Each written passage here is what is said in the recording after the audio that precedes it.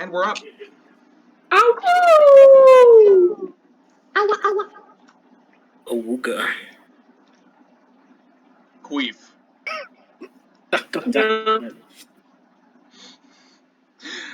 My favorite thing about my relationship with Finn is that, like, I'll say something, and, like, Finn will respond horrified, but also mildly inconvenienced, just like, I wish you wouldn't say it like that. Yeah, I would say that that's an accurate I wish the description. words that came out of your mouth were just... I don't. No. It doesn't bother me enough to actually produce an upset reaction, but I do have a reaction, and it isn't like a positive reaction. My favorite one was, like, I was painting the frog Hemoth, and I was like, look at all the tentacles, I call it my hentai frog, and you were just like, I wish you wouldn't. I wish you wouldn't. Can I just I say, think that- I have a heavy feeling in my chest, like I have just been verbally abused. Oh god. I'm sorry. so traumatized. I'm so Your sorry. acting is so good that I was like, I'm so sorry, I did not mean to fucking... it means you're doing a good job. You're so Yeah. good at what you do. It's that traumatizing. So good. The trauma in the... So good it hurts, Connor. Can someone make an icon out of this and call it Sadly Eating Pork Chop? Yeah, It looks like Vinn is on it. he's doing it. There we He's go. ready. Got this. Did someone take the screenshot yet? Because that face is really hard to hold. Oh, don't worry, Look yeah. at- No, he did it. He did it. Yeah, It's you're so good. Look at the text. Alright. Awesome. Ugh. Now then. So where we left off on a very awkward situation, but I was also asked to, like, not do a time skip or anything because Nox had more to say. So we find ourselves back on the deck of the ship. Captain Talnaris has just taken her leave, and the air is very tense. Yeah. Dhuur'in, you and Averbella are just kind of like staring at the wreckage of what kind of just took place. Just kind I of. brushed it off of me. She clings back on. Get up.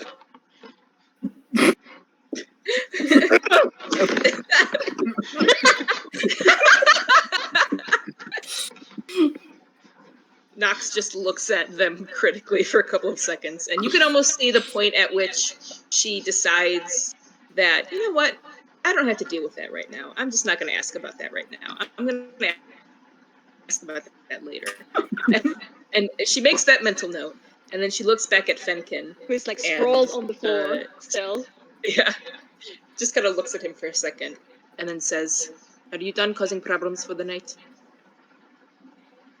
Fenkin is still in the position that he was when she tossed him onto the deck. Sort of like half laying down and then lifting his upper body up a little, and the hair is mostly covering his face. And he's quiet for a bit, and then when he lifts his face, tears are streaming from his eyes. Oh. Oh, shit. But there's also like a bite, a glare in his eyes, as if he's desperately fighting the sadness with anger. Mm-hmm. And trying to extinguish the sadness with the anger. And he doesn't say anything. Her expression softens, but only a little bit. And she looks at him, and then she looks at Ozla, and then she looks at Vaynar, and then back to Ozla and Fenkin and says, "Understand something. It is not about what he deserves." And then she looks back to Vaynar and says, "Now you listen. I did not jump in there to save you because I value your life, because frankly, I don't. But let me tell you something about what happens to a child who is hurt by their parent and then left without explanation. That hurt is an open wound on their soul for the rest of their life. It is a question that they are cursed to seek the answer for. Everywhere they go, every person that they meet, they will be searching for a hint of you, of your mannerisms, of your love that they miss, regardless of what you have done to hurt them before you disappeared. That is the life that he is resigned to because of what you have done. And if you don't care about that, then that is fine. Then you can waste away on this ship, and it is better that he imagines some more grandiose version of where you have ended up, rather than know the disappointing truth that you are a drunk, alone, swabbing the deck of a pirate ship.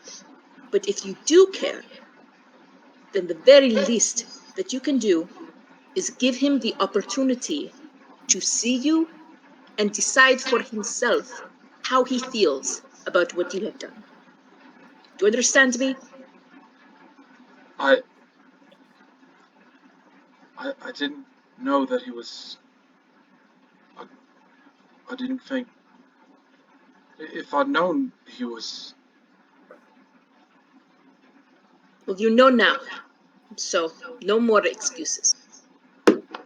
He is in the Gesh. He may still be there. Maybe he isn't, but if he isn't there anymore, then the people there will likely know where he has gone.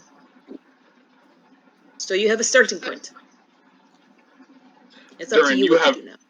Dhuur'in, you have no context for this. Yeah, Dhuur'in's like, what the Well, I know who Vaynar is. I was there with Ozla when the keep told the story. But I'm a little fucking blissed out, so I'm like... Blissed out. And fucking naked under my robe, so I'm not in any position to get in any face fight. Yeah, to quote Matthew Mercer, you're Peter Panning it pretty hard right now. Yeah. What? When the tunic only comes down, he wore that very short tunic. Never mind. Peter Pan. What about Peter Pan? He had a very short tunic. Yeah. So if he didn't have pants You know, on, like the leggings next to the tie. Winguswain would be hanging out. Yeah. No, my robe is very we don't Why long. would anyone We don't think have to worry that? about it. That's It's fun. it's a child. What the fuck? What the hell? Disgusting. Ugh. Is that flame, Connor? No? What? Why do you like that? Connor? Connor? Are you playing with fire again? No, look, hang on, look, watch. I cast Fairy Fire. Fuck. I cast Fairy Fire. No, natural one. Hey! Whoa. Well, I'm gonna just kind of start skulking off, pushing Ravella off of me to go look for Gesh. But now? Jesus, man. You Yeah. are insatiable! Hey, Jesus. look, listen, you don't know my plans. Alright, so as you kind of like, as you kind of finally get Avrabella off of you, she kind of like leans on the railing and watches you dreamily as you walk away, like, and you all watch as this pale, ghostly woman slowly like slinks back down into her lair, leaving you all alone with like Vaynar, who eventually stands up, kind of like looks at Nox, and just silently nods and turns back to make his way towards the bunks, leaving only Nox, Fenkin, and I imagine that's a still very pissed off Ozla. Yeah. I was gonna say, she's still being held by Busman. At this point, Busman has put you down if you've calmed down enough. No. Okay, thank God. Because it's gonna be really awkward if she's like trying to do this like really dramatic, like, we can do this. And Busman's just like, what the fuck? But, yeah, Oz is still very pissed off and she just starts pacing and muttering under her breath because she has very much been in the situation that Kubo has been in before. Alright, And so, as you're doing that, Mhm. you see Fenkin sitting on the ground, tears just blurring his eyes. after a bit pacey, when she started her breathing to get normal, she realizes that she realizes that Fenkin's on the ground, and it's like something just like snaps, like the very angry face that she had is gone, and her features seem to soften, and she leans down next to Fen, and she like she goes to push his hair back and go, "Hey, Fen, talk to me." Oh, don't cry, oh my god! Oh my god! bitch! Ugh. Oh, it's like You, crack. You know- just gotta you know- So soak much it trauma in. today. you know the meme. You know the meme of people being like, when like normal, and then someone asks you, "Are you okay?" And it's just No. like Just tears. go. No, Mum. Oh, Sorry, my mom just like nudged her head and she's like, hello? I hate to do that, like, leave. Sorry, keep going. Fenkin almost seems like he doesn't care, or like he's ignoring the tears, as in thinking that they will go away and nobody else will notice them if he doesn't care about them. So he just he had been glaring down or staring down at his hands on the deck. And then when Ozla lifts his head a little, he just looks at her and his eyes looks... She has never seen that much sorrow on his face and in his eyes before. Like even breathing is too painful for him right now. There's just like these eyes are endless pools of just sadness. And his lips are shaking, like trembling a little bit. And he just shakes his head a little, indicating that he doesn't have the strength to speak or like reply to her. Ow, first of all. When like Fen just doesn't respond, Oz starts like wipe away his tears and stuff. And when she realizes like he can't say anything, she goes, okay, and she sort of like brings him into a hug and like pats his back when she pulls him against her. And she looks to Nox and she says, you should probably go to bed now. Nox is looking a strange mix of sullen and angry. Connor? I think his dad was calling him. Well, that goes at the end. Okay, so I'll take over Alright. for now. So, Okay. So a giant meteor. Anything. a giant meteor. And then coming 6 down dragons begin to descend from the sky. Everyone roll initiative. Suddenly you are Okay, all level okay. 10. I'm just gonna continue to roleplay until we get back, I guess. Go on. She looks both sullen. I got 20. I got a. I got a 19 on the initiative. Okay. Ozla, what's your initiative? I got 17. Fenkin, what's your initiative? What? Roll it, 2. Oh, we changed What? the Ah, shit. Damn. Oh, we were rolling initiative. 10 dragons just descended from the sky. We're all level 10 now. My initiative was 69, and my damage is 420. Hell fucking yeah, you one-shotted that fucking dragon. Fuck yeah! Yeah. Okay, I had to let what happened, Connor? I had to let my Anyway. dogs inside. Oh, okay. Oh, okay. That's fine. Yeah. She's kind of busying herself with one of her gloves, just kind of like just to give her something to focus on. She's like adjusting it, pulling it back on her hand where it kind of came loose in that whole excursion. And she doesn't look up at Ozla when she speaks, but her ears flick towards her, so obviously she heard and is listening. And she nods a bit and says, "This is probably for the best." Should we... Based on what the captain said, we probably shouldn't get involved in him again, but he's such a bastard. I know. But there are 2 people who have the right to decide what happens to him. One of them is dead, and the other one is a child. When he grows up, he will make that decision. It is not our decision to make. Alright. Well... Yeah. Alright, come on, Fen. And she starts like... try and nudge him up into the... Make a strength check. He's not Yeah! moving.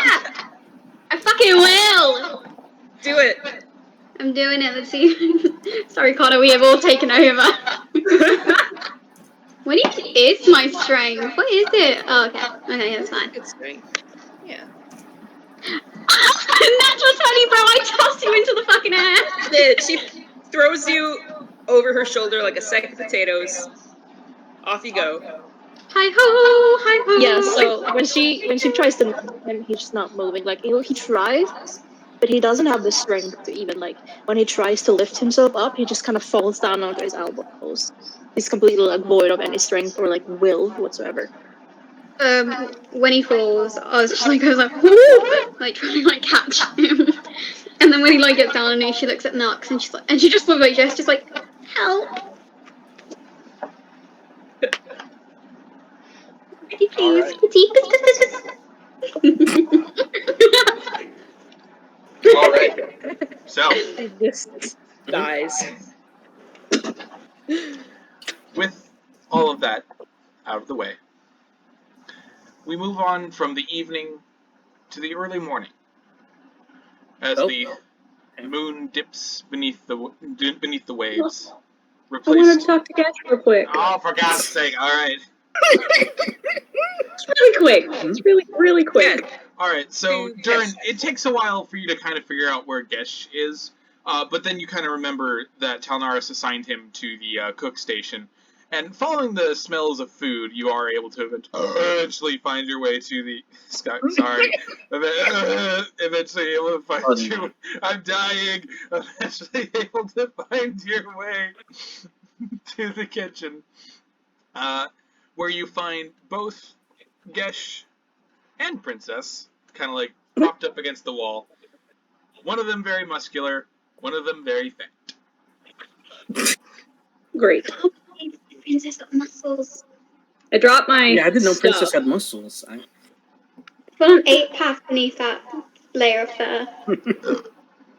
I dropped my stuff on the ground, which is like my armor and my cloak and my pants and my cap and shit. I still have my robe on, held tightly around me. I'm clothed. I put my hand on Gesh's shoulder. Shake him a little bit. I'm baby hands! Wait a minute. Sorry. Come on! Sophie, I got baby hands! You gotta help You got me. baby arms. I got baby hands and baby arms. What if Sophie doesn't love me anymore? I got baby. It's okay, that's the same size as mine. But what is going on? I don't know. He said he had to go. Come on, Ethan. I didn't Gotta even talk to want you. to turn around and smack his head against the wall. Ethan! That's how badly he does not want to do this interaction. No, I'm kidding. Talk to me. Love me. Hello. I'm sorry about that. It's okay. I put my hand on your shoulder. Well, I mean, she is asleep, right? So. Shake it, shake it. Shake it, shake it. Shake it, shake it, shake. Shake, shake, shake. Shake it, shake.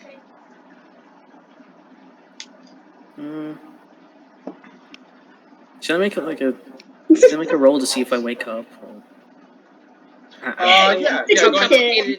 complicated do you want to be? Yeah. I won't make you roll because you're still kind of like half asleep from taking care of Princess. So you hear just like the clanking of armor and things as it's dropped to the floor, and you look up to see Dhuur'in.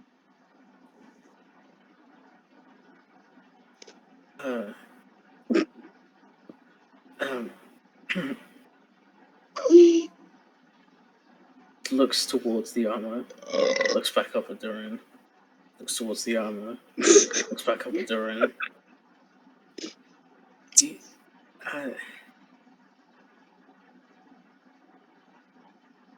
I miss you. Out the gate.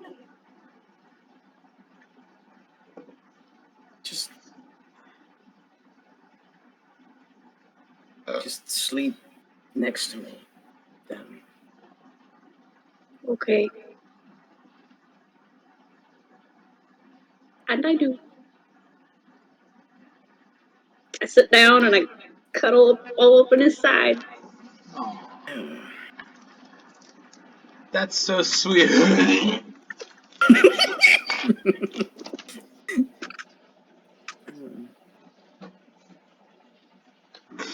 All right. So, as that happens, night gives way to day, and once more does the sun shine over a morning on the open seas. Ozla, of course, is the first one up, going about pirate business, uh, tying knots and raising sails, as she's very accustomed to this particular uh, this particular sort of job, and the rest of you sort of like groggily follow along behind, taking to your duties of the morning as you awaken. The pirates they haven't grown used to Nilo being around, but as Nilo kind of like paces around the deck, they kind of give him like the side eye, but don't really like do anything. Eventually, though, Fenkin, you see Denian kind of like riding on Nilo's back, kind of like in a form of mock royalty, just like, yes, hello, yes. I love that. And also, Nox. Yes. You see over at the side as the ship moves along with the wind blowing into the sails and making them inflate. You see a pair of halfling workers near the railing of the ship, and you see that big suit of armor that's been present on the ship for a while, which has seemed like strangely out of place, especially since like it's very clearly a knight's suit of armor on a pirate ship. But you can see that they're like tying cables to it, kind of like securing a harness to its back, and just kind of like seeming to get it ready for something. Interesting. She is going to go over and not say anything to them, but she's going to get closer and investigate. All right. As you grow closer, you see that like a lot of the cables themselves are attached to this like winch that's like bolted to the deck, and it almost looks like the sort of winch that you would attach to an anchor, but like there's no way they're throwing just a suit of armor like this overboard, right?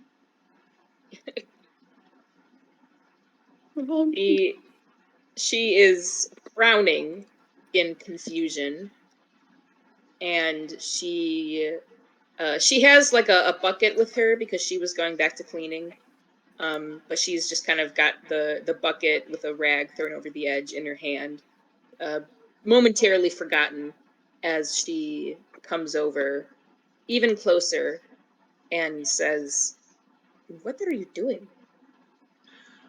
As you get closer, Nox, the suit of armor, which was totally still at first, suddenly the helmet just kind of creak towards you, and you watch one arm creak, just kind of wave at you. Horrifying. And one of the halflings turns around and says, "Oh, hi! You're the new hire, ain't you?" She looks displeased by what she has just seen. You see her ears kind of like flick backwards the way that cats do when they're not thrilled about something that they have seen. And she steps back a little bit, but just a little bit, and then she stares at the suit of armor for a second before looking at the halfling that spoke to her, and she says, "Yes." "Hi. Well, we didn't get to show you this, did we? Hey, Clanks, do the thing." And he looks up at the suit of armor, and you watch as the suit of armor brings a hand up to its visor, opens it, and you see nothing inside. Ugh. Funky. Creepy. This is like an episode of Scooby-Doo. She wrinkles her nose and she says, "Is it enchanted or haunted?" The halfling like kind of taps the leg with his fingers and says, "Oh, Planks here has been haunted for a while. We picked him up on a raiding mission near the coast. We use him for deep sea diving mostly. That's how we get our oysters." I see. "You want to help?" Doesn't he get arrested? Oh, door? Awesome. Grab him by the legs. And you watch as like the other halfling kind of like hops down from the bucket and makes his way over to the winch. And the halfling who was talking to you kind of like takes the suit of armor, now known as Clanks, by one leg. Pardon you. And thank you. And he kind of like nods his head towards the other leg. Come on. She will do so, although she doesn't look super thrilled about it. She doesn't really like being close to it, but she will. Alright, as you get closer, you can feel like something very, like a cold aura around the armor. But as you take hold of the other leg, you hear the halfling say, alright, on three. 1, 2, 3. And you both heave the suit of armor up by the back and over the railing, and you watch as just like stiff as a coffin, just sploosh right into the water, and the cables start to over the side of the rail, until finally they go completely stuck, and he vanishes beneath the depths. She, as soon as her hands left the suit of armor, she like shuddered and kind of like shook her hands out and then like wiped them on her clothes, because she really doesn't like undead things and ghosts and such. So it's a little bit Dhuur'in is creepy. right there. Dhuur'in gets a pass because he's nice. The halfling watches you kind of like shake your paws out, and he says, you don't have to worry about Clanks. He wouldn't hurt a fly. Well, he would hurt a fish. That's why we sent him down there. He'll pick things up as we drag him along the sea. And sometimes when we open up his compartments, there's plenty of fish inside. Makes for a nice fry-up, it does. Marvelous. She's just like kind of like just a little bit like grossed out. You can tell she's just a little bit creeped out. But she does peek. She is still curious about it, so she does like peek over at the now taut cord that is connecting him to the ground, and she says, "So he is intelligent. He can determine what is worth picking up and what is just rocks." Well, it was a bit of trial and error at first, but he seems human enough. Whenever we have our drinking nights down by the hole, we let him come by, and we stick a drink in his hand, or what would be his hand. I don't really know what he does with it, but he always has an empty beer by the end of the night, so... I see. Doesn't it concern you to have a presence like that on your ship? You fell out of the sky. We take all types here. Sure, I'm not a ghost. I am at least alive, and I have a physical body that you can see and touch. Speak for yourself. The halfling kind of like nods his head, and he's like, "Look, after you've met all of Rebellion, you're ready for pretty much anything." Is that the strange little pale one that I saw last night? Oh yeah, did you go visit her? No, she came above deck for a very brief amount of time. Really? You don't really see her up top most often. What is her story? Well, she's a druid of the Circle of Spores. We picked her up somewhere along the coast of Johas. Brought her along with us when we discovered that she could grow some excellent food down below the hole. Then she's been with us ever since.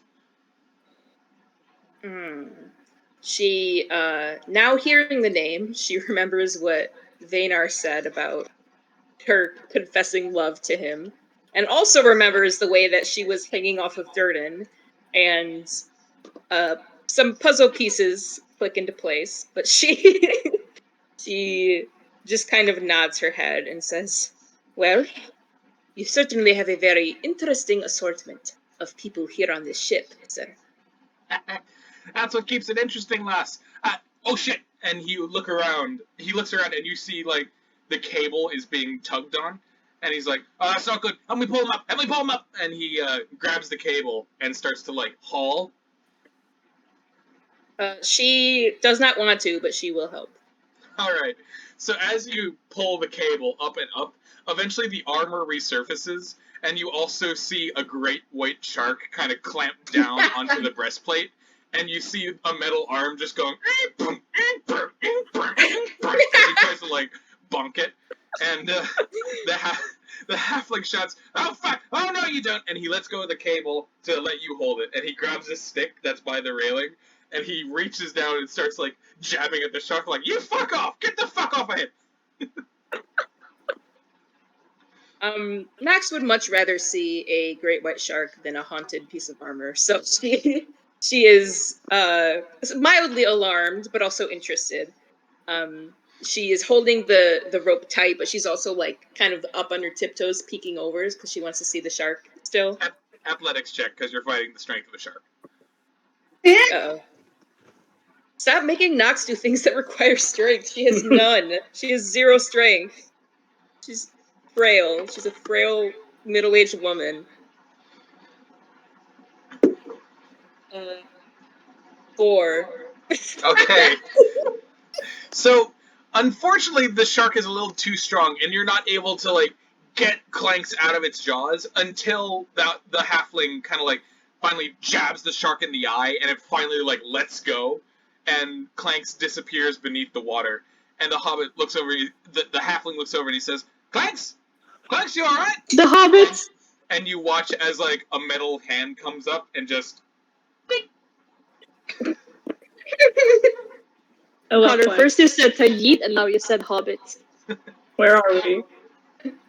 Which universe is this? It's the meeting of the universes. The Nexus. Yeah. Skyrim, Lord of the Rings. You gonna get Dragon Age in there too, or?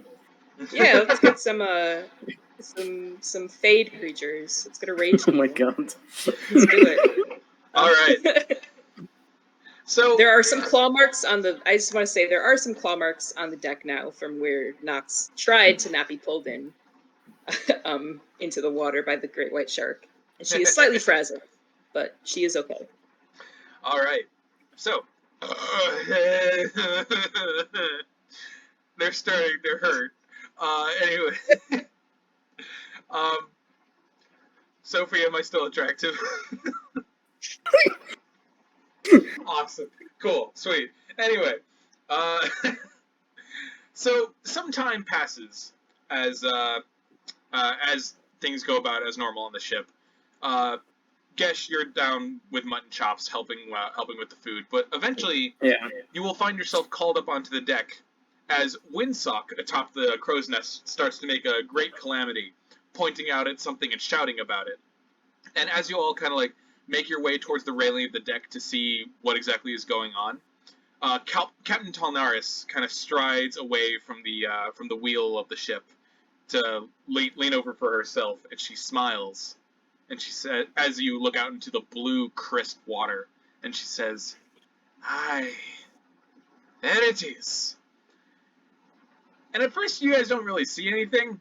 It's just another big expanse of water. You do kind of see like islands way, way off in the distance, but that can't be what they're looking at, because you eventually see bubbles the size of cars and horses start to bloop, bloop, bloop, bloop, bloop, up from the water in like an area just massively expansive.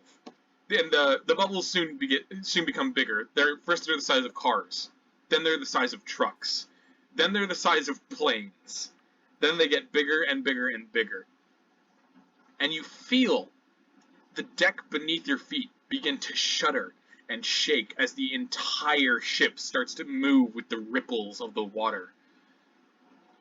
About 10 minutes pass of these bubbles before finally something massive and something dark can be seen in the water about 500 yards away from the ship. And finally, with a great gout of water, almost like an explosion of sea foam, you watch as an enormous mass of land suddenly rises up from the depths. Whoop, splash! And a massive wave is sent spiraling towards the ship. And you hear Captain Talnara shout, "Everybody hang the fuck on!" Oh my god, that's so cool. Are you guys grabbing onto something? Yes, Knox yeah, Gesh is grabbing immediately the just railing. grabbing onto Am I still underneath? railing, something, anything, really. Yeah. Anything on the ship. It's just You're still underneath, just like, you're underneath, like, hoeing the ground with Avrabella, just, like, moving the dirt around. And you hoeing the ground? And Dhuur'in just stops and is like, Hoeing? "Did you feel that?"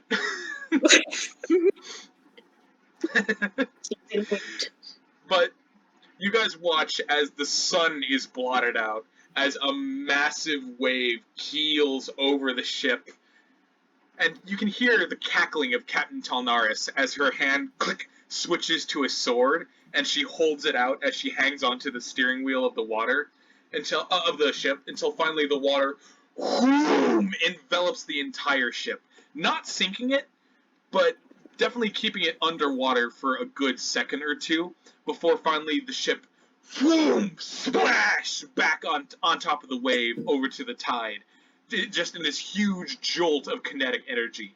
Everybody on deck is soaked to the bone. Obviously at the front, like, yeah! Did you feel that? And, So, Arabella isn't the only one that gets wet today. Yeah. Also, everybody make me athletics checks as the boat comes back from the water. Okay. Even me underground?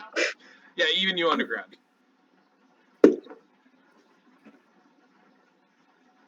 That's 21. acrobatics check? Athletics. Athletics, okay. 21. Jesus. Same, 21. 11. 13. 5.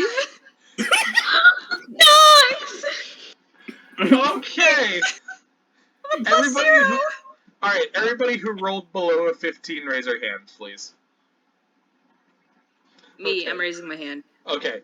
So, Fenkin and Gesh, you guys are able to, like, hold on tight even as the water, like, rushes over you and threatens to, like, wrench you from your spot. Nox, however, the water hits you and you immediately let go and you're sent sailing back until, like, wham, your back slams up against the pole of the of the crow's nest. Ozla, you're sent sliding down the deck just like, ah! And Dhuur'in, while you and Arabella are safe from getting wet, you are jolted off your feet and you kind of fall on top of Arabella, who looks up at you like, "Oh, Of course. Of course. All right." But as the ship almost capsizes, but finally comes upright, Nox, you kind of like slide forward and just on the ground, totally, completely covered in salt water, and there's like a starfish where your eye patch should be. Ugh. Gross. But as all the pirates recover, as everybody on deck kind of recovers, kind of like stumbling up, kind of like washing themselves out, the momentary like distress of being underwater for a full second and being completely drenched is gone when you look out at the island in front of you. It's soaking wet, but it's a paradise. You look out at an island covered in greenery. Huge palm trees tower over any building you have ever seen in your life. Even the 3 spires of Zadash pale in comparison to the size of these trees. You also watch as birds, the size of small planes, fly over the island, and you hear the distant roar of something humongous. Fenkin, can you give me a perception check real quick?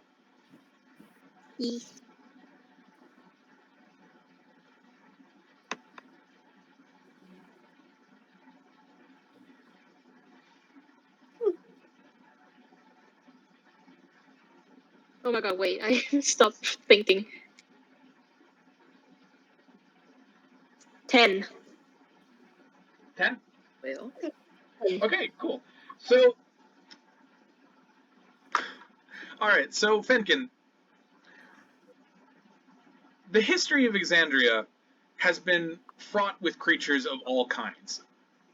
Many of them extinct as time goes by, and many of the historical records of Exandria only have, like, bones and fossils to go by. And you've seen a few pictures in your childhood books of creatures like these. So you immediately recognize the long necks of Brachiosaurus as they rise up over the greenery to munch on leaves. You can see their massive bodies as they stride along the sand, almost too big to comprehend. Massive tails lashing out behind them.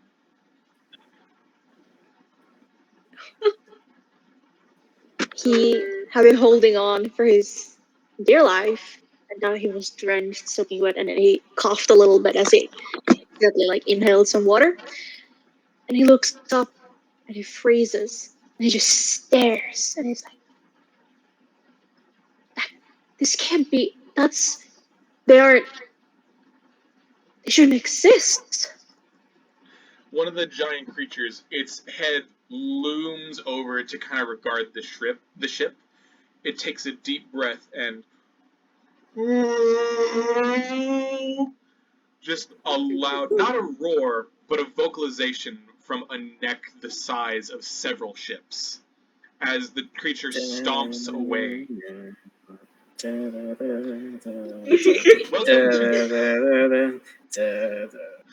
Copyright. Welcome to the island lost in time. Welcome to the Vanishing Isles. the land before time.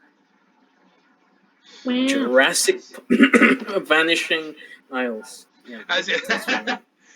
So as you all look out at this huge, like, landmass that just appeared from deep beneath the depths, kind of awestruck, Captain Talnaris suddenly sprints from the wheel of the ship to land onto the deck beneath her, and her sword hand back into a regular hand, and she looks at her entire crew and she says, "All right, lads, who wants to be rich?" And immediately there's just this, all the pirates just start shouting. They raise their cutlasses in the air. A few of them are like firing off pistols and rifles. Ozzy's joining in. Ozla's one of them. She's one of them now. This is her crew, guys. Wait! Fenkin, you watch as like two pirates, they like look at each other, they're like, "Ah!" They scream in each other's faces and then like bash their skulls together and fall to the deck. The brutes. They're screaming up there. What's going on? Someone please go get Dhuur'in.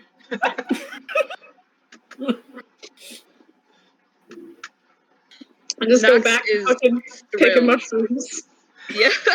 I'm glad somebody reminded me about that. Dhuur'in. Right.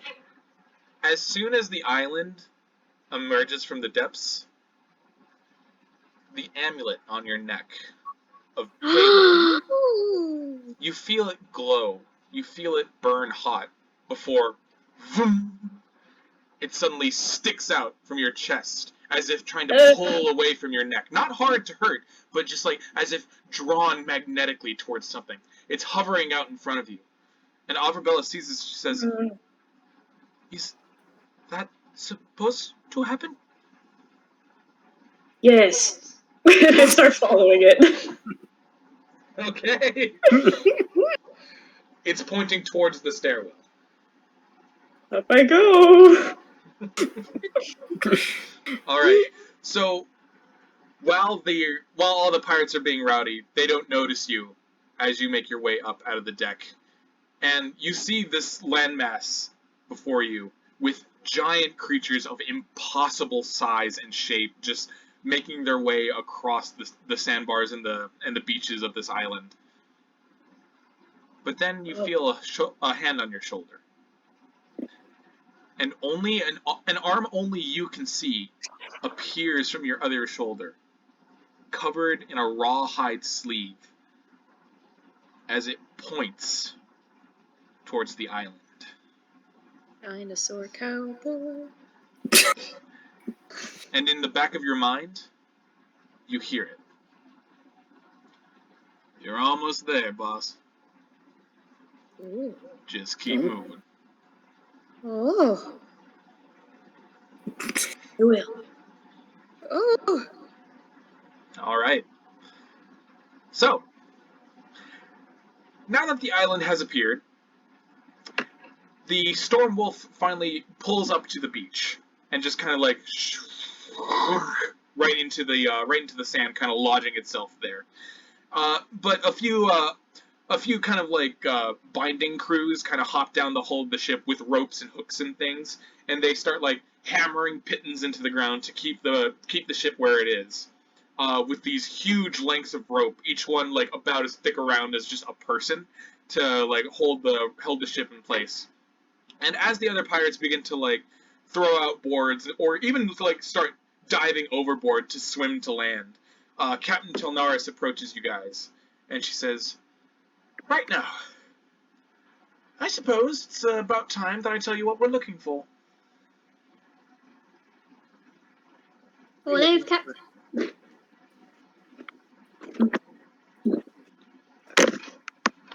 Is anybody else saying anything, or? Oh, Nox said, "What are we looking for?" Right. Believe it or not, it's nothing in particular, mind you. This island itself, it's fraught with caverns and caves, and each and every single one was once the hideout or the hideaway of several, shall we say, brigadiers, people of our occupation.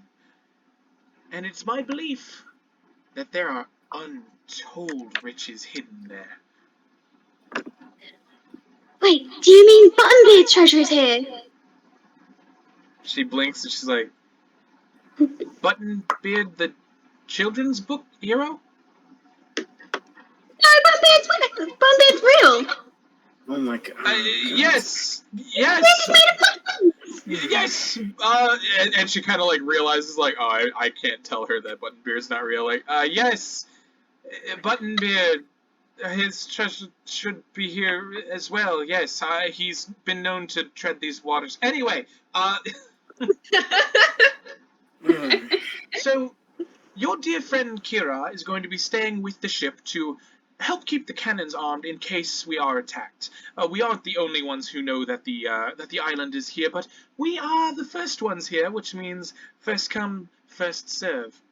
Which reminds me, we only ask for a pittance of everything that you find. About 50% shall do. What's just growing up on a ship? That's reasonable to her. She's like, yeah. Fine. What exactly, is there anything dangerous that we should know about before we get on this isle?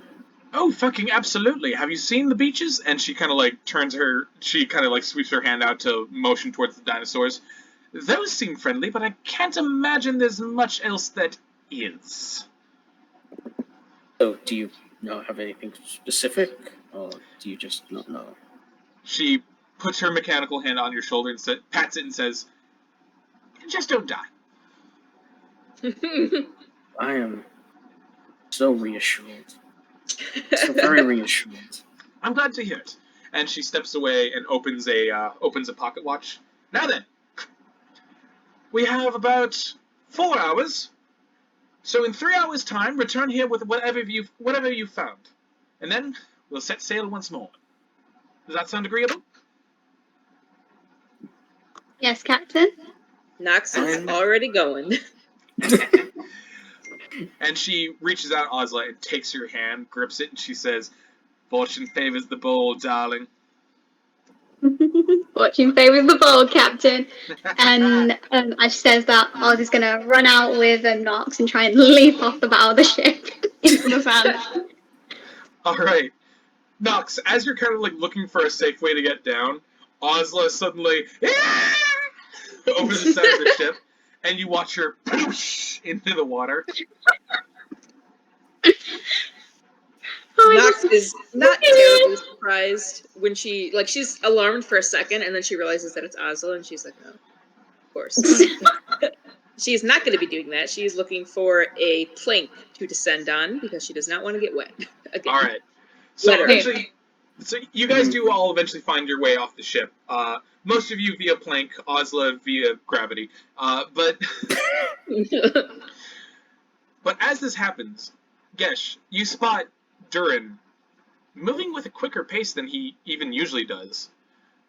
And as you get up to him, you see that the amulet that strange orc gave him so long ago is hovering and pointing out towards the island.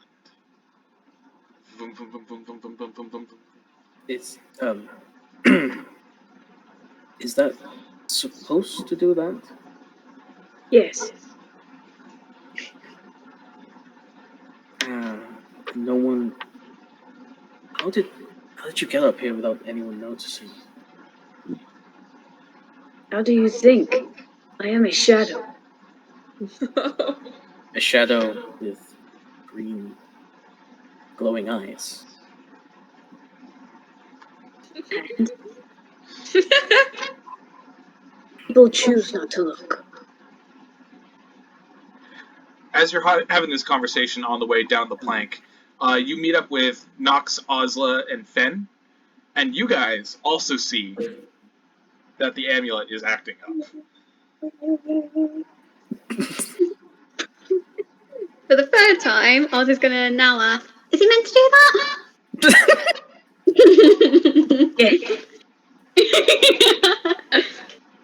When did it start doing that? Today. Oh. Okay. Where's it pointing to? To where I need to go. Well, I suppose we have a direction to start then. All right. To the head of the party I go. So Yay! With Dhuur'in taking the lead, the dry sand crunching and cracking beneath your bootsteps, you all follow the intrepid Warlock towards the jungle line, towards the place where like the beach terminates into jungle, as other parties of pirates kind of like make their way off in different directions. But Nox, you take one cursory glance back at the ship, and you see Vaynar kind of like still on the deck, kind of mopping, and he looks at you, and he's kind of got this sad look on his face, but he nods, then kind of goes back to mopping. He looks at him, does not say anything, does not nod back, and continues. Does Gesh notice that? Does Gesh notice that or what?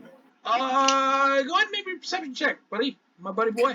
My lad, lad. Buddy boy, buddy old pal, sponge boy, me bob.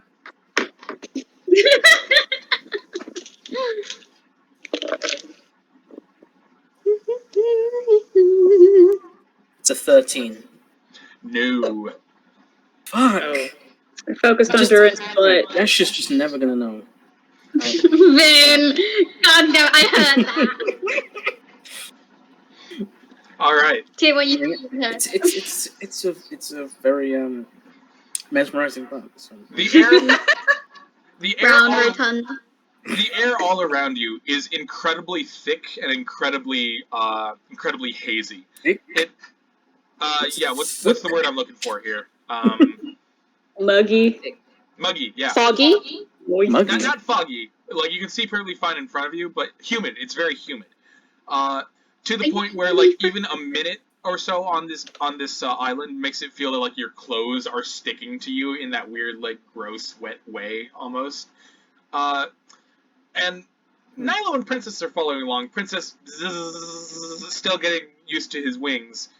Is kind of like panting in the air as he kind of hovers over Ozla's head. Nilo doing rather well considering the fact that he's a panther, just kind of like padding along behind you. But you notice that his and Nox's fur from the humidity is kind of starting to like foof out a little bit. Oh yeah, they're poofy. Tough ball! But eventually the crunchy sand does give way to the soft soil of the jungles all around you, and you can hear the creaking songs of insects all around you, and the roars of strange monsters and strange creatures as leaves the size of people kind of like hang loosely on these massive trees. And as you walk through this kind of first part of the jungle, you see that things here are far bigger than they should be. You pass a tree with a mosquito on it, a mosquito the size of a book, Yeah. which lifts away and bzzz, kind of flies over your head. A gecko big enough to ride on kind of like pads its way across the trail in front of you, sort of kind of ignoring you. And pterodactyls screech over your head like jet planes, taking no notice of you as you make your way through the jungle. Okay. Spooky. I'm following my compass. I kind of have like my hands underneath it, staring down at it as I walk. Run All a right. line, holding with cloaks from behind. Like a fucking baby cock. Can I make either, I don't know if this would be a perception check or a survival check. I would like Nox to look for any evidence of any predators in the area. Since, I'm going to call that a survival check, yeah. since Dhuur'in is walking basically with his eyes closed. She's I'm gonna muttering look around about for predators. Yeah. Handful of dawn. Okay. You will make a survival check. It is something I am proficient in, so maybe this will be a good roll for once. Maybe. Probably not, Who but we'll knows? see. 18. Yay! Oh yeah. What have you just wrote down? Oh my Uh-oh. god. Oh fuck. I'm Oh, afraid. Oh, shit. Oh, I'm fuck. nervous. Oh shit. Oh shit. Oh fuck. So, after about an hour of walking, getting deeper and deeper into this thick expanse of jungle, some of you had to take out like bladed weapons to start like hacking away at plants and things, so Dhuur'in can properly follow his divining rod. Right. Raven. But you do find a carcass, one that hasn't been eaten, Yay. one that hasn't been torn open. But you find the carcass of what appears to be some kind of velociraptor that has been trampled. Its stomach is completely flat against the ground. Its intestines have shot out of its jawed mouth, which now lies broken on the side. There is blood everywhere, staining the mossy ground and making it a muddy red-black. Smells like food. Please do Don't not do eat that. that. Don't eat that. Please. What? Nox sees this and pauses for a second, probably holds out an arm to stop Dhuur'in from just walking away, to briefly stop him. And she'll just kind of peek over at the carcass. She gets a little bit closer to look at it, but like you don't have to get that close to see what has happened to it. It's pretty clear. Mm-hmm. And she wrinkles her nose a little bit and says, "We need to be on guard. Even if we are following that amulet, it is no guarantee that it is leading us somewhere safe. And I think we don't just have the mean creatures to worry about, but also the ones that are so big that we are inconsequential insects to them." It wouldn't be the first time. Hey, everybody. Oh, initiative! Can you make me a perception check? Yeah. Okay. What's my perception again? Okay, I have good perception. Come on, Nox. You got this, baby. Dirty 20. Also dirty 20. 13. I got 13. All right. I got 10. So everybody, Fenkin, do you have a question, or is that what you got? I got 5. Oh. Dirty 20. Dirty 20. Dirty 20. He's very distracted after what happened last night. I'm gonna give you advantage because this is technically the terrain that you're used to. Oh, God. Oh, roll that's again. good. I have a That's thing the for forest. that? I think I have a thing for that. Yeah, your favorite terrain. So roll again. That is true. Yeah, there's no jungle biome in D&D, so I just count jungles as forests. Yeah, 14. I think that's fair. Okay. No! So all of you feel the earth begin to move. Oh my god. Fuck again. Thum, Ugh. thum, thum. You hear the cracking of tree branches. Thum. And finally, a huge head looms around from beside one of the trees. At first, you don't see the head, but you see the long, cruel horn that curves up like this as it rounds the corner. And from the darkness, you see a giant face made of just this one huge, like, almost scale-like piece, covered in cruel horns of the same material.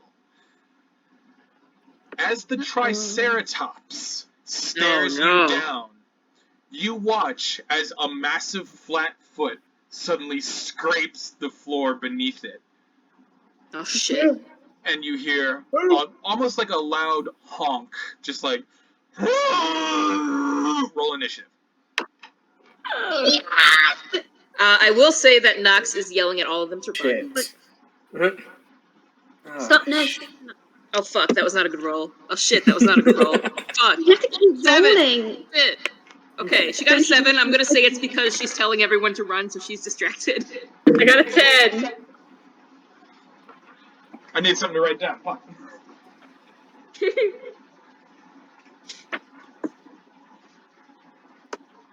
Oh boy, combat. How the fuck do I cast spells again?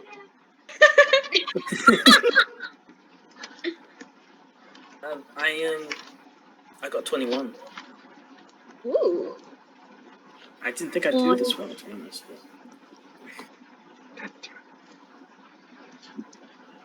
Okay, so what did everybody get? Gesh got 21. Okay. Fenkin got a 20. Alright. I Dhuur'in got got a 18. 10. What did Dhuur'in get? 10. Ozla? 18. Nox? 7. Alright. Oh my gosh, it's not Nox before Dhuur'in for once. She was telling them to run. So unfortunately for you guys, the Triceratops rolled a 24. Jesus. Oh shit. What was he going for? How do I Alright, range her now motherfuckers. again? How I does one swear to range? God, if anything above like 50 freaking hit points, I'm gonna scream. I only have 20 hit points, so, you know, if this thing could just one You shot only me. have 20? Yep. I have 32. My health rolls are terrible, and it's gonna bite me one day. Aw. Like right now. Into P. Alright. 12. Ozla, Hi! Ah, fuck. does a 26 hit? It's a 26 hit! Of course it hits. Alright. She's gonna die, and she never got to say goodbye. Well, at least the drowned are never gonna get their plan to fruition. Oh, Now. You know, yeah. that's something. Alright, Ozla. You can meet Borgob up there, you know, it's So- fine. The Triceratops with a mighty roar suddenly charges Ozla, and it moves a whole 10 feet in a blinding flash, and slams into you for 14 points of damage. I gotta do math. And also, I need you to roll a strength saving throw. Oh, I do that. Oh, wait, yeah. Of course. Idiot. No, don't fall off the fucking side. Stop rolling. Dirty 20. You're prone. Ooh. Oh, you're dirty 20. You're okay. You're able to like clamp onto the horn and kind of like as it drags you back, pushing up dirt behind your feet. You're not knocked prone, but you are able to like stay upright. But you are hurt bad. And you just have this massive, hulking beast right in front of you. And it's just, you can feel its hot breath through its nostrils, just like breathing on you, sending your hair back a little bit. And with that, it's Gesh's turn. Oh, fuck. I know exactly what I want to do. Get it, Gesh. Okay. Get it. I'm going to use one of my key points to activate the arms of Astral Self. Yeah! Yeah! Stand the power! Yeah! The power!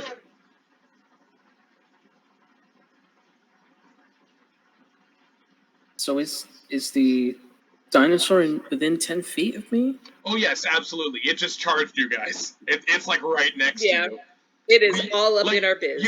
Ozla was next to you, now she's not. Now it's just dinosaur. Well, it needs to make a dexterity saving throw. Alright. So. And that's against your wisdom, right? It'll be 8 plus your casting plus your proficiency. Okay, well he doesn't pass because he got an 8. Yeah. Regardless. Okay. So that would be force damage equal to 2 rolls of your martial arts die. And my martial... What is my martial arts die again? I don't remember. Probably... I don't know. Would that be just a... 2d4 plus your dex or your strength. 2d4? Yeah, because you're attacking twice. Okay. So do I plus my strength and dex on both of those? Yes. Yes. Okay. Yeah, each. Right.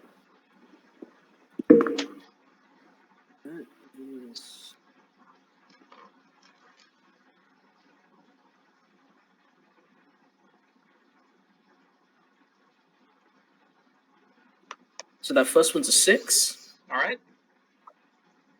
And the second one... Oh.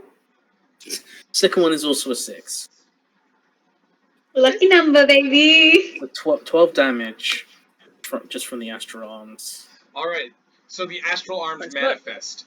And boom, they just slam 2 punches into the creature's side, delivering force damage. Yeah. And does that take up an action, or is that a bonus action? That's just my bonus action. Oh, baby! Monks, man!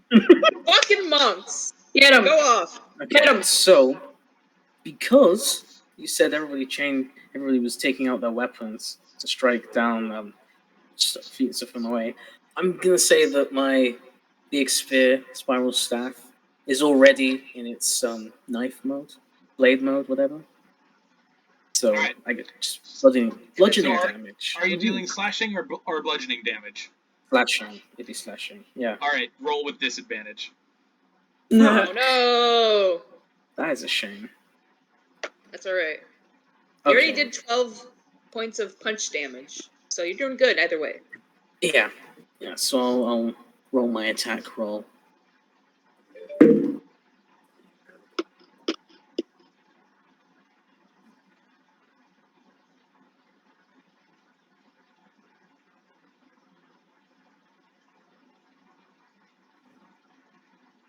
Does a 21 hit? Is that the lowest one? Oh. Sorry. I need to roll disadvantage. Yeah, sorry. I thought you just rolled incredibly well twice. Sorry. Oh no! Okay, so at first I rolled a 16 and then added everything and then I told you about it. I just rolled a 17. So what I said before is what it is. Alright. So 22. 17 just hits. No, it would have been 21. The dice was 17. It's 21. Oh, yeah. Okay. Alright, so I'm not adding up the 17 because I know it will be higher than the one I already got. Yeah, that hits. But, so 1d8 plus strength or dex. Whatever, yeah. Yeah. Okay. Punch him up, punch him good. I'm so glad I didn't have to use an inspiration.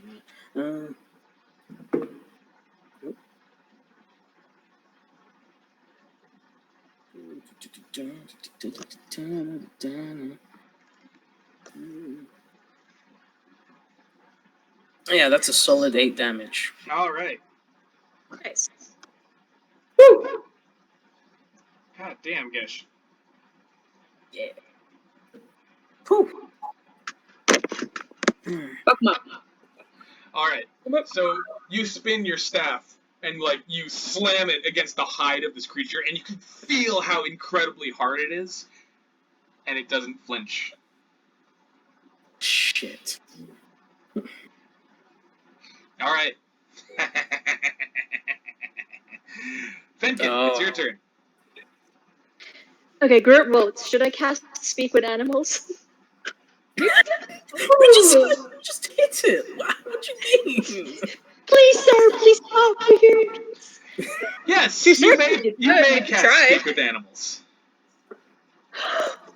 Okay, I'm gonna cast Speak with Animals. Oh my god.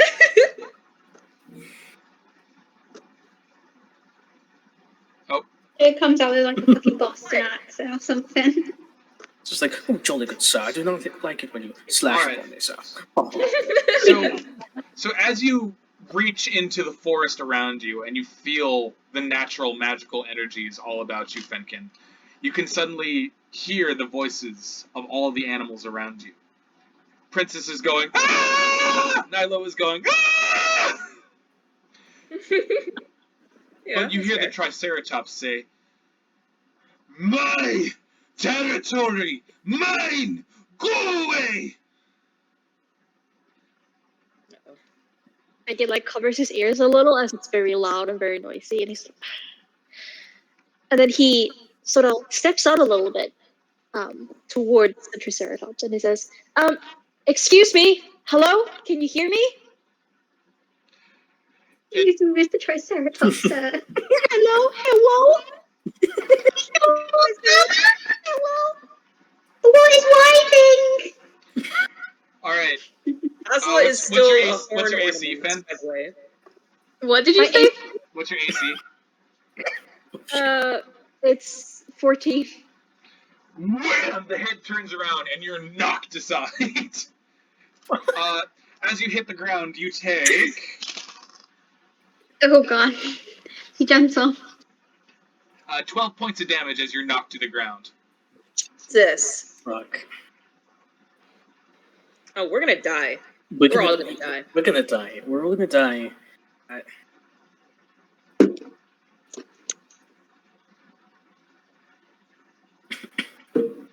And as it turns its head around, you hear, who said that? Oh, is it still my turn?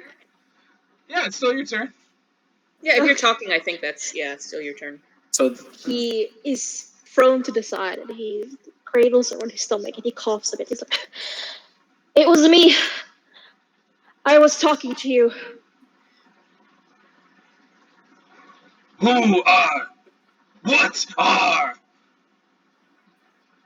We're just travelers passing by. Why come with weapons? You hunters! Hunt! Hunt! It is merely to protect ourselves. We do not wish to harm any animals that do not harm us. Prove! Prove! Prove! Prove! And the Triceratops turns around and, like, as he does, whack! Gesh! You are... Okay, yeah, that's a 19. So you are also knocked aside into a tree as you take... 3, 4, 5... 11 points of damage. oh my god. As the tail just thunk. You're so tiny. Oh shit. Dinosaur on dinosaur action. Does Oh my god. Dinosaur on dinosaur violence. How the hell are we gonna prove it? We can't. Does Ozla have the most hit points of anyone? Probably. I would Probably. assume. Okay. He sees Gesh getting absolutely hammered, and he's like, oh, wait. He still cradling himself, gets up on 2 legs and raises his voice as he speaks to him again, or it again. How do you want us to prove it? We'll do anything. Uh-oh. Give me a persuasion check, Fenkin. Will do. Come on, fan. Yeah, little talky. That I know. So, what did you get? What did you get? Oh, I'm afraid. She's counting. Dirty 20. Ben. Oh no! Oh no! We ruined Well, no, the it's time to have the plan. Yes! Take that. Ah. We thought you were gonna wreck us. You're not. Yeah. What happened, Connor? Us fighting a Triceratops. The Triceratops looms towards you, and you watch huge nostrils flare as it takes a good sniff of you. The hair kind of on your head kind of like almost goes towards it with just how much air is being sucked through.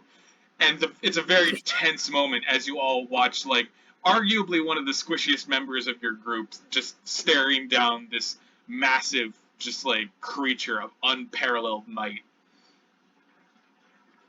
Then its head slowly cocks.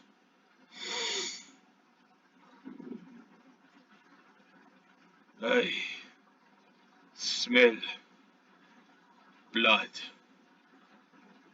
but not blood of hunter.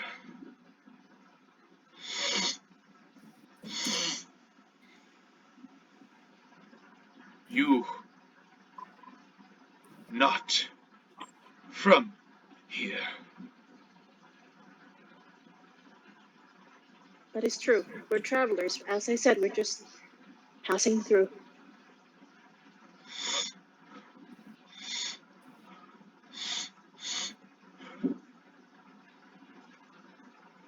You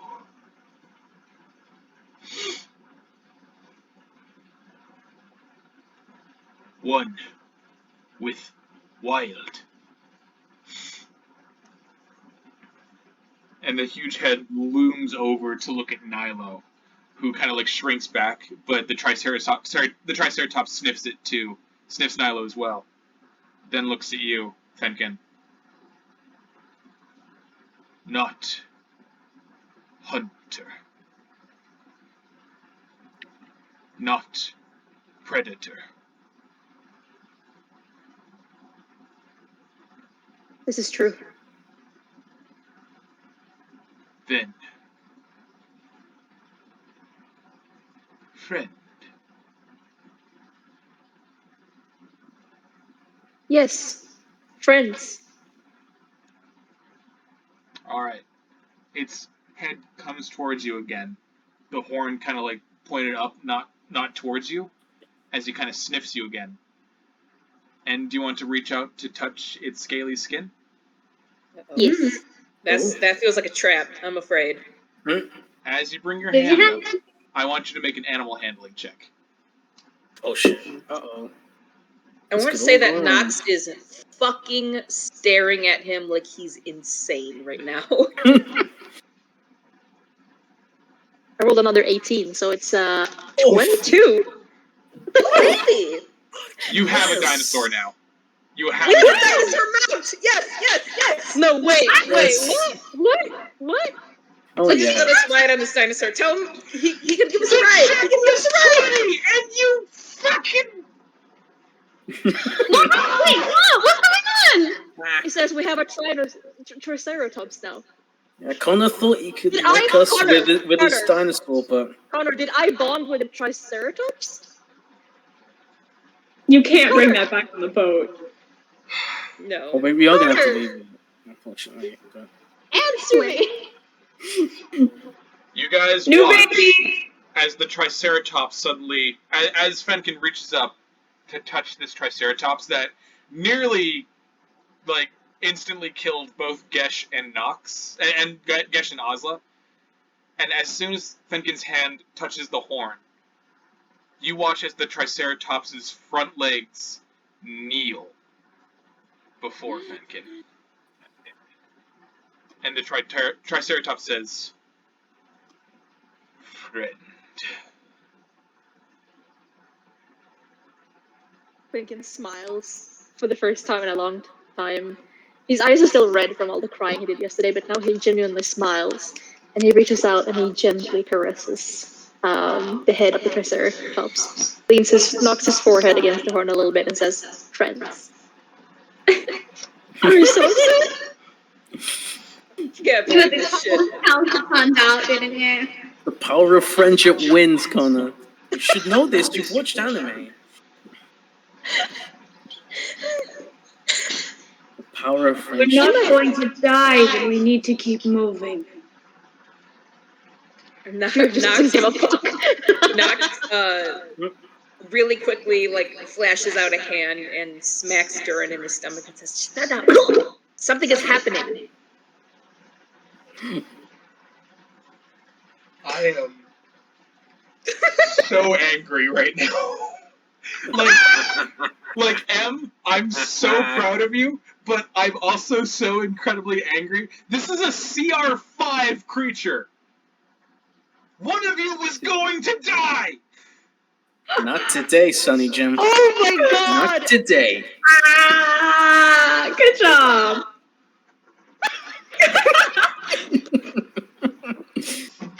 And that's where we're gonna end today's game. But in my mind, I was like, Triceratops are like meat eaters. Like, I should be able to communicate with it. So I'm gonna if Connor allows it, I'm gonna try. Yeah, Just for fun. He had multiple times where he thought he was gonna get the win back in, but no. I wonder who he was gonna kill though. Probably me or maybe Dhuur'in. Maybe the crafty, squishiest people. The squishiest peoples. Depends. Connor, come back! Man, I was gonna use enhanceability and everything. I was gonna beef up Gesh and tell him to go in there, and I was gonna give him some temporary hit points. Go in there and die, you mean? I was gonna use a I spell have that's 9 health. not Another hit from Eldritch that Blast. thing would have killed me instantly. That's why I was gonna give you temporary hit points. Is Connor coming back? I don't know. This session might be over. I feel bad. Should we start over? No. I want a dinosaur friend. I want the dinosaur. I want to get on the dinosaur's back. What did you say, Six? It's a very good thing. You don't need to feel bad about it. He might make a picture. All been saying, "Oh, he did this," and he tried, and you just fucking swatted him. Oh my Come on, god. Connor! I think he went to his dad and just went, "Dad!" Come on, Connor! Come on, Connor. Someone screenshot this. It's okay. Connor, I'm sorry. I love it when a plan crumbles. You know, it's great. Connor, I'm sorry. Do you want to start over? No! yeah. I'm so proud of you. This has been the funnest session in a while. It's brilliant. I am Oh my god. losing my mind. I was like, this is gonna be a really challenging fight. It's got 17 armor class. It does 26 base damage if I don't roll for it. 26 base damage. Jesus Christ. With die so fast. And then How many things does it have? Well, you know, maybe you should have thought of that. Connor, how much HP does it have? Yeah, how much HP? I would like to know. 80. 80. Oh That was shit. gonna take a while. Oh, I'm pretty sure you could have killed all of us with that guy. So you guys watch as this massive creature, just long in length, almost 30 feet in length, just kind of kneels before Fenkin. He's got it handled, I say to Nox. Well, Gesh is gang up, just holding his side. He's like, why didn't you do that before it hit me? Just quick. he's continuously caressing the Triceratops and like cuddling it almost. It's not, the skin isn't really scaly. It's like, it's almost leathery to the touch, but each bump is like the size of your hand. He just keeps like caressing it, and then sort of like his back turned to Gesh, not really paying much attention, and he's just like, well, I didn't get the chance to do it. You should thank me, you know that, right? Oh god. Don't get are a we swelled head over this. are we out of combat such that I can go cast a spell? I guess we're out of combat, Nox! Alright, well, well, Nox is gonna go over to Gesh then and cast Cure Wounds. Thank you. She will kneel beside him, not taking her eyes off of what the fuck is happening. Because good grief, good gravy, that's insane. Hold on, let me roll to see how many hit points he did. You get 2d8 plus my charisma. Ooh. Where's my d8? Em's texting Summer right now. Like, I'm telling Ami about everything. Because she was screaming to me the other day about how her DM made her fight dinosaurs. How chaotic it was. Did you just by saying like I'm a friend? We didn't fight dinosaurs. We befriended dinosaurs. Yeah. Alright, you get 17 hit points back. Ooh. Jesus. Does that give him temporary hit points? That's only help. So you're back up to full. Yeah, I think you're just back to full health. That would have gone up to 26. I've only got 20 hit points. No, you're just back up to full. You only have 20 hit points? You have less than me! I'm a bard! Yes, I only have my health rolls were terrible every level up. I'm And the ranger. She has like 32. She has more than him. Alright, so... Gesh is too squishy for... I am standing facing the direction that my amulet is pointing. Waiting. Waiting to go. Does not care about the miracle of the bond between man and nature. I don't care. I'm here for something. I don't know what I'm here for. I kind of know what I'm here for. But I need to find it. The amulet at this point has kind of like veered off to the right a little bit. I turn.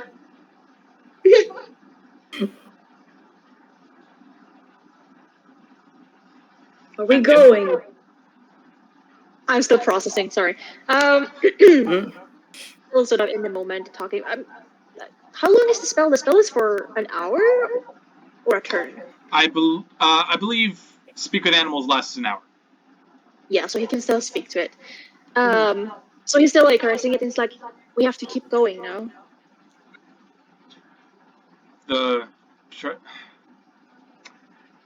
Y'all owe me for this. The Triceratops looks at you, Fenkin, and says, "Then Scar will carry you." Thank you. Yes. Thank you, he says. And then he turns to the others, and he smirks a little and says, "Looks like I got us a ride. Get on." And then he tries to climb onto the Triceratops using his, like, horns. What?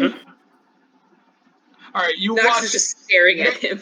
You guys watch as, like, Fenkin just scales the Stegosaurus and effortlessly, like, gets onto the back and, like, grabs two of the horns on the faceplate. I want to make an acrobatics check to climb without clawing it up. Go ahead. Unless you just want me to just do it. No, you can make an acrobatics check. Go ahead. I mean, this is me. It is very tough. I'll give you a chance to make me suffer since we took this from you. So we'll see how I roll on this. You Never mind, I got a 17. So I'm fine, probably. So It's fine. 5, really? 17. Oh, wait, does everyone have to do one? No, Okay, 17. So everybody's able to, like, scale up onto the dinosaur just fine. Dhuur'in, you kind of get behind Fenkin so you can, like, tap his shoulder so you know which way to go as you follow the amulet. Nox, you kind of take a running jump and just kind of, like, onto the side of the dinosaur before, like, trying to, like, scrabble up and eventually Wait, bitch, I got a 17! Oh, then who got a 5? Oh no. Did nobody No one get a got 5? a 5. Oh, okay. Well, never mind. Can Then. I Jump up that with ultimate grace. And I All look right. cool doing it, and everyone wants to be my friend. Say what you will, Puffball. Anyway, so you guys get on the back of the Triceratops, and what was going to be a 3-hour trip with 2 encounters suddenly becomes 30 minutes with none. As the Triceratops charges through the jungle. You're encountering. Wait, if it had been 3 hours, we wouldn't have had enough time to get back. Because this thing only stays up for the 4 hours. Hey, it's fine. We'll just keep going. Keep going. 30 minutes, no encounters. We're fine. Yeah. Wait, Connor, how many other as you encounters guys- you're gonna have? So as you guys kind of like thump along, it's really kind of difficult to ride this Triceratops. It's not like riding a horse or anything. You guys gotta like really fight to stay on, except Fenkin, who's just like got a grip on the horns. And, I'm holding on to Fenkin. and Fenkin, you feel like taps on your shoulder, like to go left or right, and you just kind of like steer Scar left and right as is needed. Like a motorcycle. Some But dinosaur eventually- drifting. But Grab the horn. the entire jungle goes by you guys in just like a blur, and you watch as like effortlessly Scar is just like bashing trees aside, just turning them into utter splinters as he just makes the world his own, charging through it like a primal force of energy. But Fenkin. But Dhuur'in! Fuck! Hi. But Dhuur'in. The necklace suddenly drops. I let go of Fenkin. He like pulls the horns back like, whoa! I just let go. Scar's head rears back with a roar, and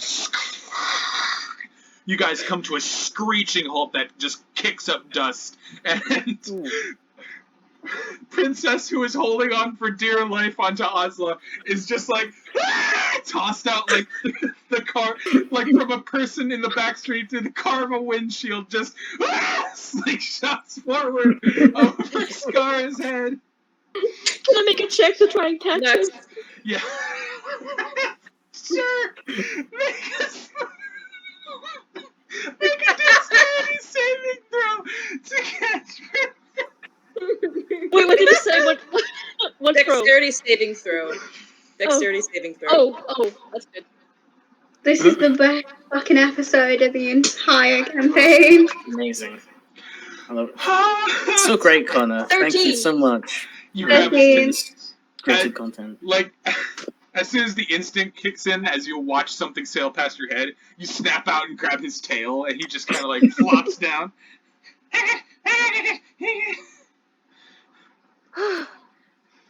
And then he just like pulls him in and like sits him on his lap.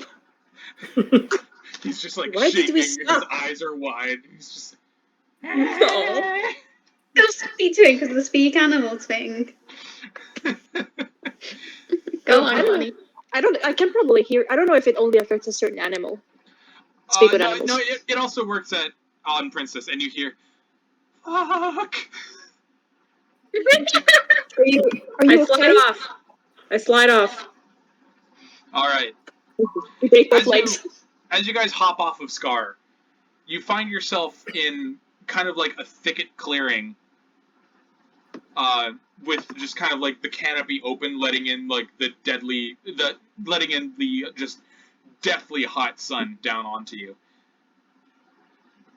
But you also see the entrance to a cave. It's not really a cave so much it is kind of like a hole sort of in the ground with natural root steps that lead down into the darkness. The entire maw of this cavern just choked with dried roots and the skulls of bleached dinosaur bones. Down I go. Immediately. He's going. I'm going. Go for it. Gesh quickly follows, make sure that nothing bad happens. Alright, so Ozla, Nox, Fenkin, you guys watch as Dhuur'in, without warning, suddenly descends into the hole, with Gesh following quickly behind. Nox will pat Fenkin on the shoulder and say, "Good job," and then she will follow. He just blinks and stares after her. Job? He leans over to like look at Oz and is like, did she compliment me? I think she's capable of it sometimes. Huh, that felt kind of good. Aww. Oh, come on, we gotta go get the rest of them. And I was gonna slide down and just go, ooh. I am clutching my pendant and like hurrying down the stairs. Fenkin descends as well, and then he sort of cradles the Triceratops' heads in his arms, and he says to him, "Thank you so much. We have to keep going now, but I'll see you later." Scar closes his eyes as you, like, press your hand against his horn, and he lets out a snort. And you watch as he slowly turns around and lets out a triumphant trumpet-like roar, and then charges off into the forest, making the ground beneath him shake. I thought for a minute you were going to make him just fart in Fenkin's face or something. But also, Fenkin, as Scar leaves, the arm upon which you have the wolf's paw tattoo on the palm, it starts to itch. Oh. Uh-oh. And as you look at it... Sorry, go ahead. No, I was just going to say that he lifts his hand slowly and looks at it. The wolf's paw is here, and the crest of a Triceratops is here. Nice! Yeah. He sees it for a minute and he's like, how do you know I could do that? Can I ask a question? Connor, did you even have a name for this guy? Did you have to just make up a name for him? Because I assume if we were just going to fight him, you didn't name him, did you? I didn't name him, no! Get me down these stairs! Alright. I'll Dark to think vision. I'll along. I can't believe I fucking bonded with a Triceratops. So as you guys descend into the hole in the ground, there are no torches in this place. It is just utter and complete blackness. And with Dhuur'in leading the way, you guys kind of like hustle down until like the sunlight behind you completely dies away. Those of you without dark vision kind of like relying on Dhuur'in ahead of you as you make your way down this very, very narrow shaft of earth. And Dhuur'in, the clay pipes and the whispers of your great patron have never been louder, and they have never been more discordant. You can almost feel your eyes bleeding, as if the whispers themselves are building up in your skull and trying to escape through them. Your head hurts, it pulses, you stumble and fall a couple times. Uh-oh. But you keep moving. Something within you is reacting to the darkness. But something at your side is reacting as well. The gun is warm on your hip. I hold on to it.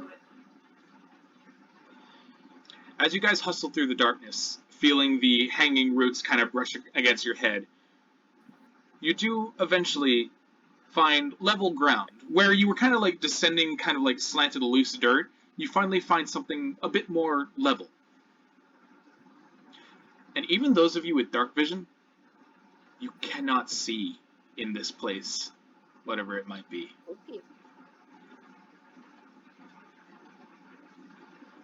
I cast dazzling lights.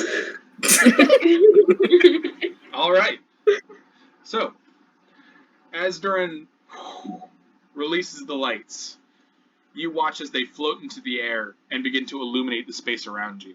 You find yourself in in a very tight catacomb, probably 80 by 80 feet thereabouts, with the wall only just enough, with the ceiling about like 8 feet in the air. It's very small, very tight. But you are not alone. You all see at the very back of the room, there is a boulder. And up against the boulder, there's a skeleton. Uh-oh. A skeleton clad in a rawhide coat and a curled hat. I go to it. It's dressed in strange clothing. Some sort of tough leather pants that terminate in boots, and a buttoned-up shirt. And in the center of the shirt, there's a black crater, as if something had been shot through it. The skull, dusty and ancient, lies slack against the boulder, its jaw wide open.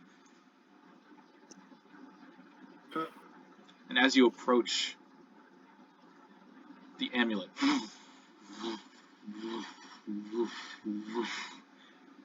points towards it. Nox hates this. The gun warms up even more against your hip, Dhuur'in, as you approach the corpse of what you know to be Dorn the Sunslinger.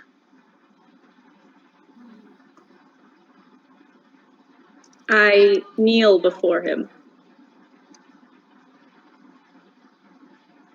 Suddenly, behind you, behind all of you, there is a voice.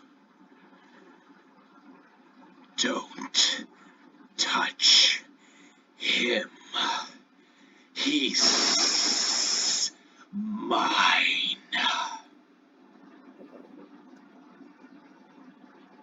Does looking behind us do anything? Because Gesh has just immediately whipped around and taking out Sparrow's staff. As is Nox.